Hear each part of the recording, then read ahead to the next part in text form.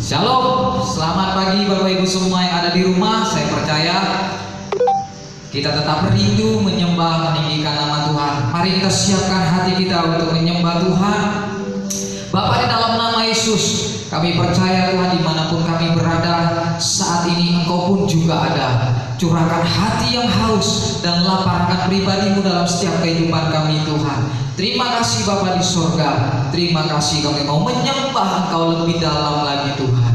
Terima kasih Tuhan. Jesus.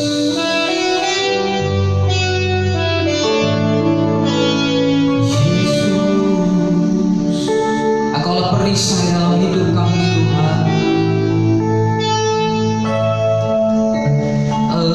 Engkaulah perisaiku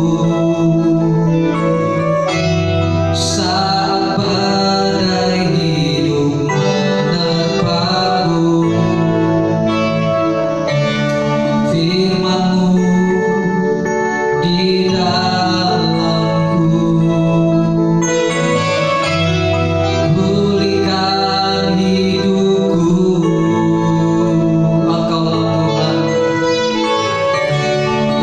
Engkaulah perisaiku saat badai hidup menerpaku. Firman-Mu di dalamku, pulihkan hidupku. Ku kan berdiri di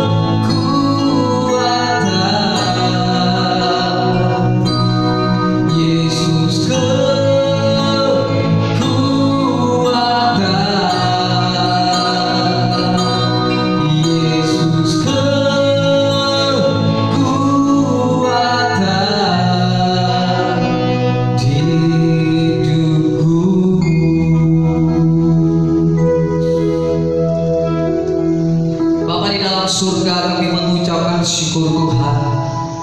Kau beri kesempatan bagi setiap kami, Kau beri waktu bagi setiap kami pagi hari ini Tuhan, mendengarkan firman-Mu. Kami berikan hati seorang murid, telinga seorang murid untuk mendengarkan sabda Tuhan. Berbicaralah Engkau Tuhan melalui setiap kami.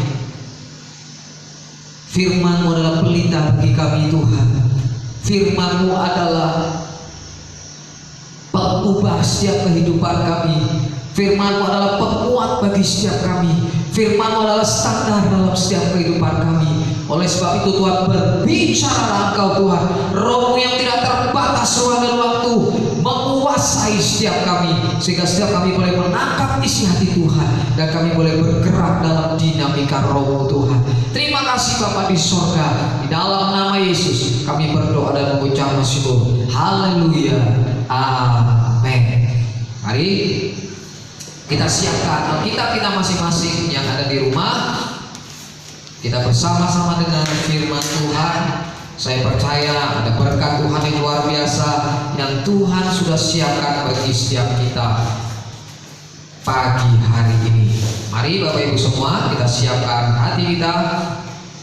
Kita buka Alkitab kita di dalam Matius pasal yang ke-5 ayat yang ke-4. Kita buka Alkitab kita di dalam Matius pasal yang ke-5. Matius pasal yang ke-5 ayat yang ke-4. Sambung dari minggu kemarin ya. Minggu kemarin itu ayat yang ke-3. Sekarang kita pelajari bersama-sama ayat yang ke-4. Demikian firman Tuhan. Matius 5 ayat yang ke-4. Berbahagialah orang yang berduka cita, karena mereka akan dihibur. Jadi kata berbahagia, saya sudah jelaskan minggu lalu. Berbahagia artinya apa? Diberkatilah. Artinya diberkatilah orang yang berduka cita, karena mereka akan dihibur. Coba Bapak Ibu semua simak ayat ini. Dikatakan diberkatilah orang yang berduka cita. Coba kita mulai berpikir, kapan kita mengalami duka cita yang mendalam dalam hidup kita? Kapan? Anak-anak muda yang ada di tempat ini, kapan kita mengalami duka cita yang begitu mendalam dalam hidup kita? Kapan? Ketika kita ditinggal oleh orang yang kita kasih. Ketika kita ditinggal oleh orang yang kita kasih. Mungkin orang yang kita kasih itu meninggal dunia, atau mungkin dia berpergian jauh. Nah, kita merasa kehilangan sekali orang tersebut, sehingga kita merasa hati kita berduka cita. Nah, bisa juga karena masalah yang begitu berat dalam hidup kita, kita juga bisa membuat hati kita berduka cita. Setiap kita bisa berduka cita karena kondisi-kondisi tertentu yang terjadi dalam setiap kehidupan kita. Bapak Ibu semua, firman Tuhan mengatakan diberkatilah orang yang berduka cita.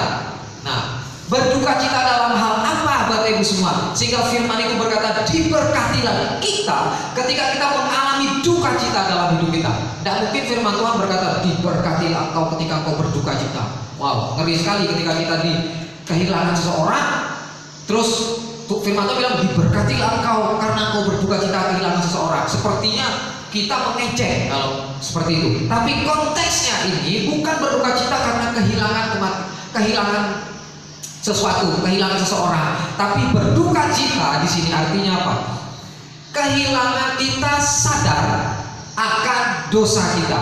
Nah, duka cita dalam hal apa? Dalam hal kita sangat sedih karena dosa kita. Kita berduka karena dosa kita. Nah, ini Bapak semua. Jadi saya jelaskan kenapa kita berduka cita. Firman Tuhan katakan duka cita, konteks ayat ini adalah kita berduka cita. Kata duka cita di situ berkabung. Berkabung artinya apa? Kondisi yang bukan hanya sedih, tapi sangat sedih, Bapak Ibu semua. Jadi kata berduka cita di sini kondisinya sangat sedih. Nah, berduka dalam hal apa? Berduka karena kita sadar akan dosa kita. Berduka akan dosa kita. Bapak Ibu semua pernah menyesali ketika kita melakukan sesuatu yang bertentangan dengan hati nurani kita, lalu kita merasa, aduh rasa bersalah sekali sama Tuhan. Pernah nggak mengalami seperti itu, anak-anak muda? Pernah mengalami berduka cita yang begitu mendalam karena dosa yang kita lakukan. Mungkin omongan kita terhadap orang tua kita. Kita semprot orang tua kita, misal kita marah, kita semprot, kita bilang, kita maki-maki mungkin orang tua kita, pasti kita sedih. Karena apa? Percayalah, firman yang telah kita dengar itu tertanam dalam hati kita. Itulah yang menjadi alarm dalam hidup kita. Nah, oleh sebab itu, firman Tuhan malam hari ini berkata, berbahagialah, diberkatilah engkau ketika engkau berduka cita akan dosa. Nah, ketika kita jatuh dalam dosa, kita berduka cita atau senang, Bapak Ibu semua, atau saudara-saudara yang ada di sini? Senang, hore, aku jatuh dalam dosa. Masa seperti itu? Tidak mungkin, guys, semua. Hore, aku jatuh dalam dosa, terus pamer ke orang lain. Wih, kemarin aku baru perampok, macam ini, wah, orang aku bunuh, seru banget. Tidak mungkin, Bapak Ibu semua. Itu orang yang tidak kenal Tuhan. Tapi kalau orang yang kenal Tuhan, dia jatuh dalam dosa, ada alarm dari Roh Kudus mengingatkan kita. Nah, itu yang akan membuat hati kita berduka cita sekali. Ketika kita menyembah rasanya nggak enak, karena apa? Roh Kudus mengingatkan kita akan dosa kita. Bersyukurlah Bapak Ibu semua, ada Tuhan yang selalu mengingatkan kita melalui Roh-Nya yang hidup, mengingatkan kita akan kesalahan-kesalahan kita. Seharusnya kita bersyukur karena Tuhan mau kita hidup dalam standarnya Tuhan, bukan standarnya kita. Nah, jadi Bapak Ibu semua, kita berduka cita dalam hal apa? Firman Tuhan katakan, diberkatilah engkau yang berduka cita akan dosamu. Tapi saya pernah mendengar seseorang berkata seperti ini, dia bangga akan dosanya. Nah, dia bangga sekali akan dosanya. Apa yang buat dia bangga? Dia bangga karena apa? Karena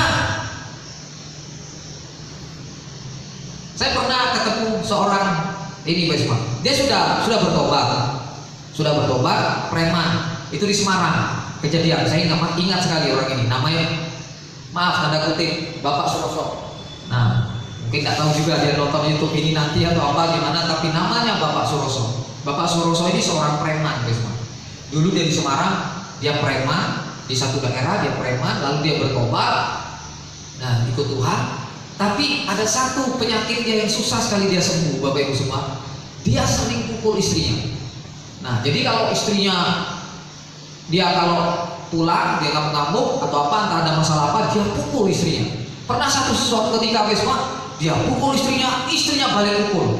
Jadi mereka smackdown. Smackdownnya ngeri, bukan satu rumah, tapi satu kampung itu tahu. Jadi mereka smackdown, itu saya lihat sendiri, saya ditelepon tetangganya, kebetulan dia juga jemaat. Oh, ini Pak Suroso ngamuk. Lalu saya datang, tahu nggak Pak, kompor itu terbang. Tahu kan kompor zaman dulu? Kompor zaman dulu yang pakai minyak tanah.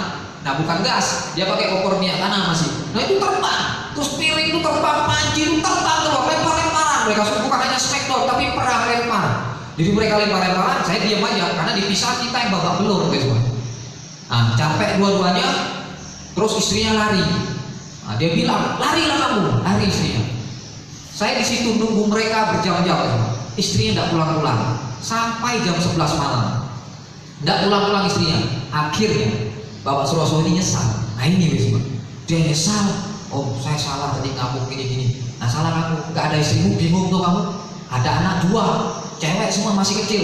Gak bisa dia ngurusnya. Istrinya lari entah kemana. Jam 11 malam itu juga kami berdua cari, dari Semarang sampai ke Demak. Itu perjalanan 1 jam. Bayangkan malam-malam sampai ke Demak ke orang tuanya. Nah, waktu kami sampai di situ, pertama dia nggak mau keluar. Ternyata dia sudah di situ, nggak tahu kok bisa dia sudah di situ. Lalu nggak mau pulang istrinya. Akhirnya kami pulang berdua. Terus saya bilang, Pak Suroso, karena ini sudah malam, sudah pagi, bahkan sudah pagi, nanti kita siang aja ke sana. Akhirnya saya pulang juga istirahat. Besok siangnya kami ke sana dan istrinya akhirnya mau kembali lagi. Dan akhirnya kita selesaikan masalah mereka. Nah, Bapak Ibu semua, itu namanya apa? Dia berduka cita. Dia nyesal sekali akan kesalahannya. Nah, kalau kita jatuh dalam dosa, kita nggak nyesel-nyesel, guys. Firman Tuhan katakan apa? Diberkatilah orang yang berduka, yang sadar akan dosanya, guys. Orang yang sadar akan dosanya diberkati, kata firman Tuhan. Yang pertama apa? Sadar akan dosanya, dia akan diberkati. Tapi ingat, nggak cukup sadar. Harus apa? Berubah, guys. Harus berubah. Kalau kita hanya sadar terus kita ulangi lagi, sadar, ulangi lagi yang lebih lagi, sadar, ulangi yang lebih lagi. Nah itu jangan seperti itu. Yang Tuhan mau hidup kita dipimpin oleh Roh. Sadar, serahkan hidup kita untuk dipimpin oleh Roh. Saya percaya kita akan kuat. Gak mungkin kalau kita berkata, tapi aku tidak mampu berubah. Ya karena kita gak menyerahkan hidup kita untuk dipimpin oleh Roh. Tapi kalau kita menyerahkan hidup kita dipimpin oleh Roh, saya percaya semua saudara-saudara, kita akan mengalami yang namanya keberkatan Tuhan. Amin. Siapa yang ingin diberkati Tuhan? Nah, kalau Anda ingin diberkati Tuhan, Bapak Ibu semua ingin diberkati Tuhan, berdukacitalah akan dosa. Itu yang pertama. Kita harus berdukacita akan dosa kita. Nah, siapa contoh di Alkitab orang yang berdukacita akan dosanya? Roma 7 ayat 24. Yuk sama-sama. Roma pasal 7.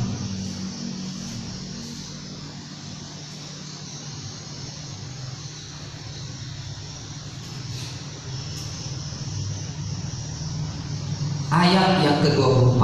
Roma 7 ayat yang ke-24.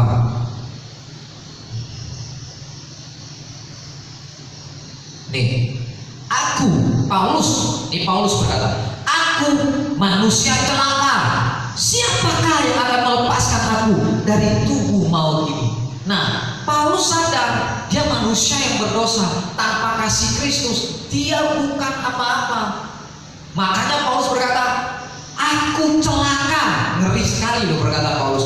Aku manusia celaka. Siapakah yang akan melepaskan aku dari tubuh maut ini?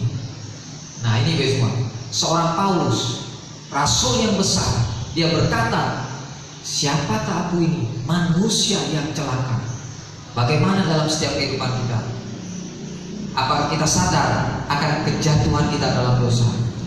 Atau justru kita senang masuk di dalam dosa itu? Ada 3 kemungkinan. Mungkin juga Roh Kudus sudah mengingatkan kita, tapi kita masih bandel. Ingat guys semua, kalau Roh Kudus sudah ingatkan kita, kita masih bandel, ujung-ujung ditampok. Hati-hati. Tuhan pakai rotan. Tuhan udah ingatkan dengan mulutnya melalui firman-Nya. Tapi kalau kita nggak dengar, Tuhan pakai rotan. Firman Tuhan katakan apa? Kalau dia anakku, dia akan kutegur dan pukul. Artinya apa? Ditegur dan dipukul itu artinya apa? Dididik, guys. Dididik untuk menjadi benar. Nah, kalau Tuhan sudah ngomong, taat. Jangan sampai Tuhan gebuk kita. Sakit nggak digebuk? Anak-anak muda pernah digebuk? Saya pernah digebuk orang tua saya. Wah sakit guys. Pakai ikat pinggang pernah, pakai lidi pernah. Nah, semakin kecil alat justru semakin sakit. Kalau semakin besar itu sakitnya nggak seberapa. Tapi kalau kecil, lidi satu itu kena sakit sekali. Saya punya anjing, nggak pernah saya pukul pakai kayu, tapi saya selalu pukul pakai lidi. Itu mereka keleper sakit. Nah, Paulus seorang rasul yang besar, dia tahu siapa dirinya. Dia berduka cita akan dosa-dosa dia di masa lalunya. Dia berduka cita akan dosa-dosanya, bukan berduka cita karena situasinya, tapi berduka cita karena dosa-dosanya. Siapa lagi yang di Alkitab? Daud. Kita baca Mazmur 51. Kita belajar bersama-sama dari beberapa contoh yang ada di firman Tuhan. Nah, Daud ini menarik. Mazmur 51 ini menceritakan bagaimana Daud membunuh seseorang dengan cara yang licik, kejam, Bapak Ibu semua. Dia membunuh Uria dan mengambil istrinya.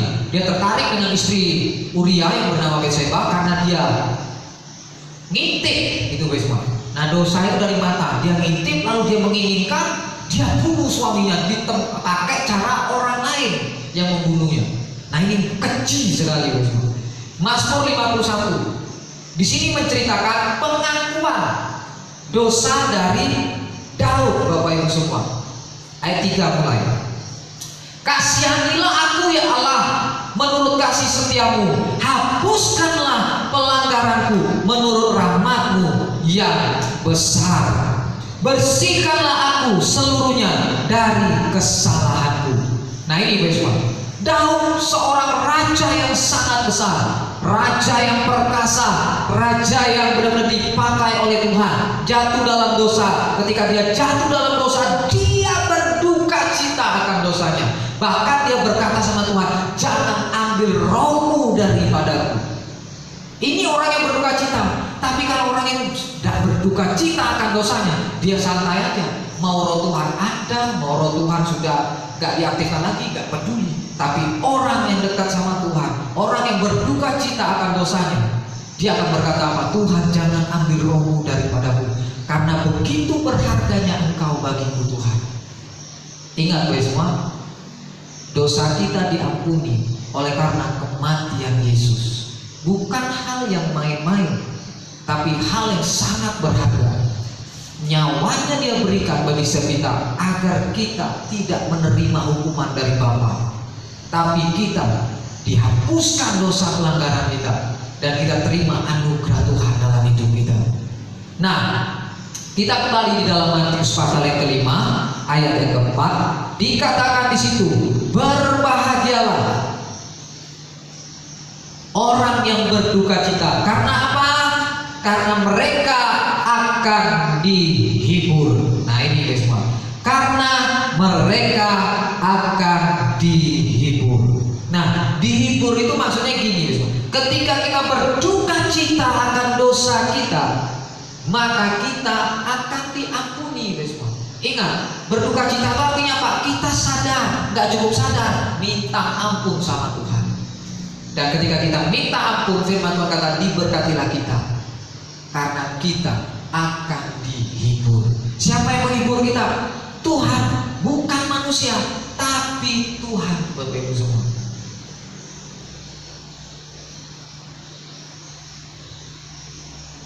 bagaimana cara Tuhan menghibur kita ketika kita mengalami jatuh dalam dosa? Saya kasih contoh seperti ini. Saya melihat beberapa orang ketika mereka jatuh dalam dosa. Contoh dosanya apa? Yang lebih ekstrim, hamil sebelum nikah. Ketika dia jatuh hamil sebelum nikah, dia jatuh dalam dosa, dia berduka citanya ngeri. Karena orang hamil sebelum menikah, Bapak Ibu semua, dia akan menerima sanksi sosial yang ngeri. Sanksi sosial itu apa? Orang akan berpikiran negatif terhadap dia, dan itu butuh proses lama untuk orang bisa menerimanya. Nah, dia sudah minta ampun, dia berduka cita akan dosanya, dia minta ampun. Bagaimana cara Tuhan menghibur dia? Nah, saya melihat adik saya sendiri, ketika dia jatuh dalam dosa itu, Bapak semua, dia mau bunuh diri berapa kali. Saya katakan, Tuhan mengasihi kamu. Akhirnya nikahlah mereka, dan ketika mereka menikah sampai lahir anak, dan mereka terus diproses dalam kehidupan, diproses. Bagian kita orang-orang percaya, jangan pernah kita menghakimi orang-orang seperti itu. Ketika kita melihat orang-orang jatuh dalam dosa, jangan kita hakimi, justru harus kita rangkul guys. Dia harus menerima rangkulan kita. Ketika kita merangkul, udah, jangan kita hakimi dengan firman, karena firman itu pelita bagi kakiku. Firman itu pelita. Nah, pelita, firman itu pelita. Kalau kita semprot di muka dia, pelita, senter, kena muka dia, apa yang terjadi? Kalau Andi, saya senter dalam kondisi gelap, silau, pasti marah. Kalau dalam kondisi gelap, marah karena apa? Silau. Begitu juga firman itu bukan untuk seperti itu, langsung kita tembak orang. Firman Tuhan bilang Tuhan kami tidak boleh. Yuk, ikut Tuhan yuk, kembali yuk. Nah gini loh, tuntun dia harus di samping kita. Ketika dia ada di samping kita, nah ini baru fungsinya firman. Pelita bagi kakiku, menerangi jalan dia untuk menuju terangnya Tuhan. Ini firman Tuhan. Jadi fungsinya firman itu apa? Menerangi, tuntun dia, jangan berada dia di depan kamu tembak, kita tembak, jangan. Tapi bawa dia di samping kita, yuk, saya tuntun kamu menuju terangnya aja. Firman menjadi pelita itu seperti itu. Jangan kita hakimi. Daud, ketika dia jatuh dalam dosa, cara Nathan menegur Daud bagus sekali. Dia nggak bilang, Daud kamu sudah berdosa. Oh enggak. Dia pakai ilustrasi. Ada seorang kaya punya banyak domba dan seorang miskin punya satu domba. Ketika ada tamu orang kaya datang, orang kaya ini bukan mengambil dombanya, tapi mengambil domba orang miskin ini. Lalu Daud berkata kepada Nathan, siapa orang itu? Hukumlah dia. Lalu Nathan berkata, kamulah orangnya. Dan Daud berduka cita sadar akan dosanya. Dan dia puasa lama sekali besok. Puasa lama sampai satu titik anaknya meninggal dari hasil yang tidak benar. Anaknya meninggal. Nah setelah anaknya meninggal, apa yang dilakukan Daud? Daud santai. Ya sudah, karena sudah ya sudah. Tuhan hibur Daud. Bagaimana cara Tuhan hibur Daud? Melalui istrinya Bathsheba, lahirlah seorang Salomo yang menjadi raja yang besar menggantikan Daud pada waktu itu. Tuhan bisa menghibur kita. Tuhan membalikkan setiap keadaan kita. Ketika kita sadar dan mau berubah, Tuhan akan balikkan setiap kehidupan kita. Bagian kita apa? Sadar dan mau berubah. Firman Tuhan katakan, diberkatilah orang yang berduka cita akan dosanya, karena dia akan dihibur oleh Tuhan. Percayalah Bapak Ibu semua. Tapi jangan bangga dengan dosa-dosamu. Berduka cita, sadar, minta ampun di bawah kaki Tuhan. Tuhan akan hibur kita. Dia akan pulihkan keadaan kita. Bukan kita yang memulihkan keadaan kita, tapi Tuhan. Tuhan, aku milikmu, pimpin aku Tuhan. Rohmu yang hidup memimpin aku. Maka Tuhan akan memimpin setiap kita, dan perubahan yang dahsyat terjadi dalam setiap kehidupan kita. Mari Bapak Ibu semua belajar dari seorang Paulus, belajar dari seorang Daud yang berubah, yang berduka cita akan dosanya. Sehingga apa yang terjadi? Tuhan pulihkan Paulus, Tuhan pulihkan Daud menjadi raja yang besar. Paulus menjadi seorang rasul yang mengguncangkan dunia semua. Nah, kalau Bapak Ibu semua, apa hari-hari ini? Dosa apa yang mengikat kita? Dosa apa yang sering kita lakukan? Bahkan kita berkata, Tuhan, saya undang pemain musik maju ke depan. Tuhan, rasanya saya nggak mampu. Tuhan, sepertinya saya tidak kuat untuk melewati hal ini. Namun percayalah Bapak Ibu semua, Tuhan akan memulihkan setiap kita. Dia akan menghibur setiap kita. Jangan pernah takut ketika kita meninggalkan setiap dosa-dosa kita, karena Tuhan akan memulihkan, akan menghibur kita, akan memberi jalan keluar bagi setiap kita. Terima kasih Tuhan. Terima kasih Yesus. Engkau Allah kami yang hidup Tuhan. Engkau Allah kami yang perkasa. Firman-Mu ya dan amin.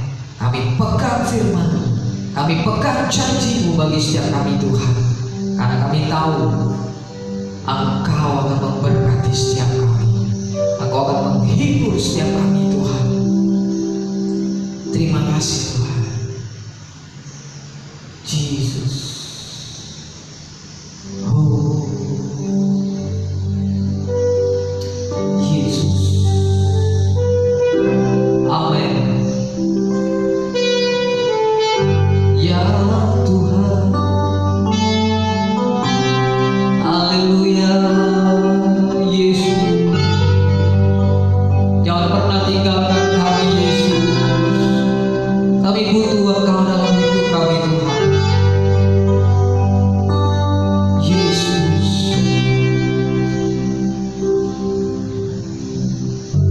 banyak Kau berbuat di dalam hidup.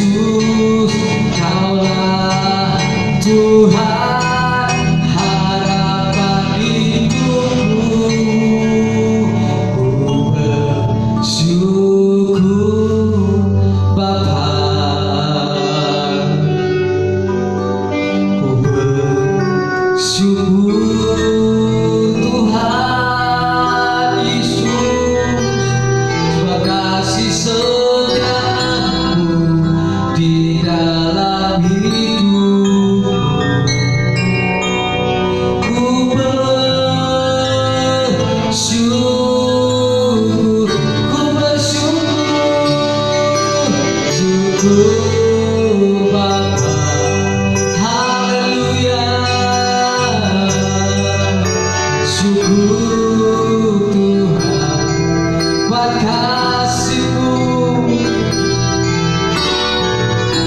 Amin Tuhan. Yesus, ku bersyukur, ku bersyukur, syukur Bapa. Haleluya. Katakanlah senang hatimu. Kami bersyukur Tuhan, sebab Kau Allah yang hidup, Kau Allah yang berkuasa di dalam hidup. Ku bersyukur Tuhan.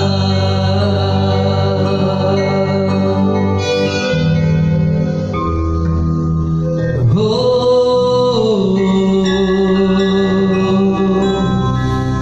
haleluya, haleluya, haleluya. Yesus, kami bersyukur, sebab Kau Allah yang hidup, Kau Allah yang hebat, Allah yang hebat. Oh, haleluya. Terima kasih Tuhan, Kau telah mengingatkan setiap kami untuk kami hidup di dalam Roh-Mu, untuk kami hidup di dalam firman-Mu. Haleluya, haleluya.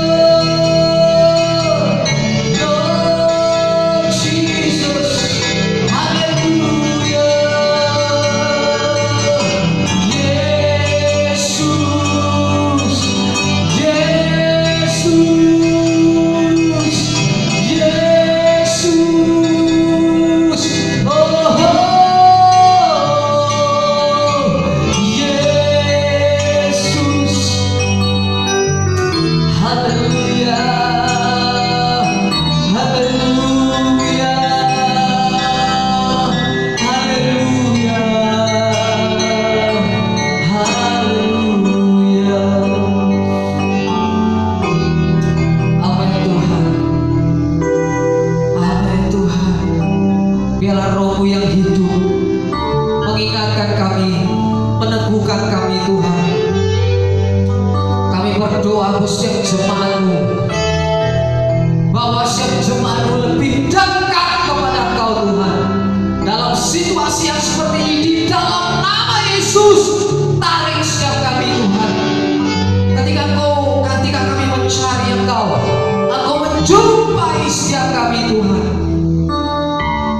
Terima kasih Kau mengingatkan kami akan dosa-dosa kami.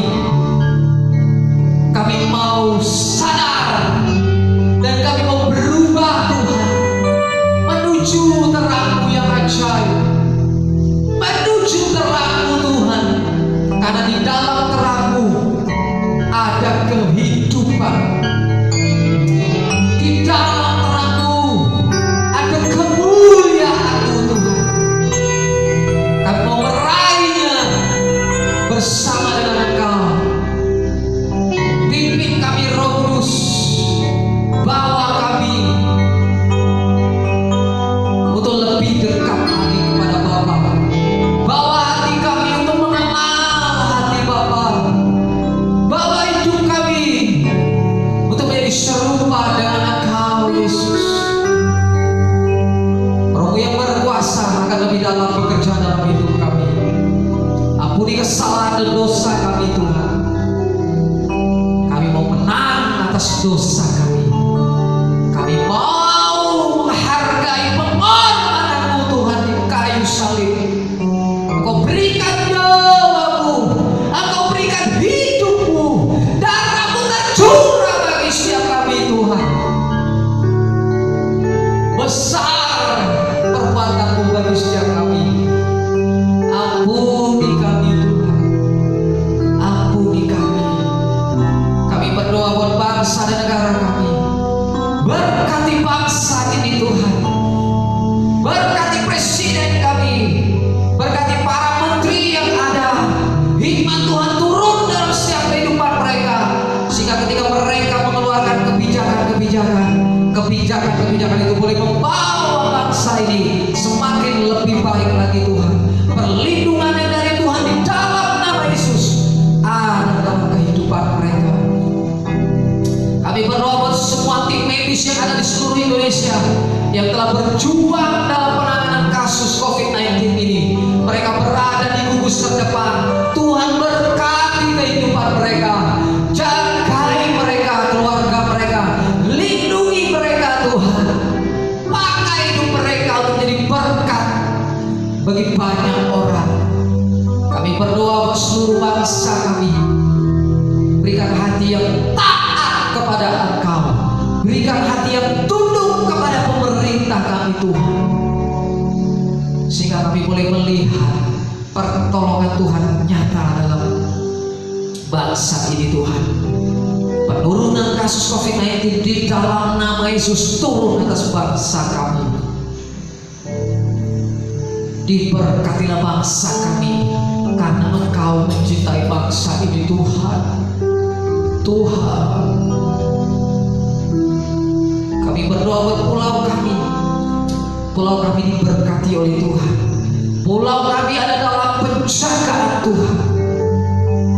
Kami berdoa buat kota kami. Kota kami ada dalam penjagaan Tuhan. Berkati ekonomi kota kami dalam nama Yesus. Buka usaha-usaha baru atas kota kami Tuhan. Kami percaya kota kami adalah kota yang diberkati oleh Tuhan. Berkati setiap jemaatmu yang ada di kota ini Tuhan.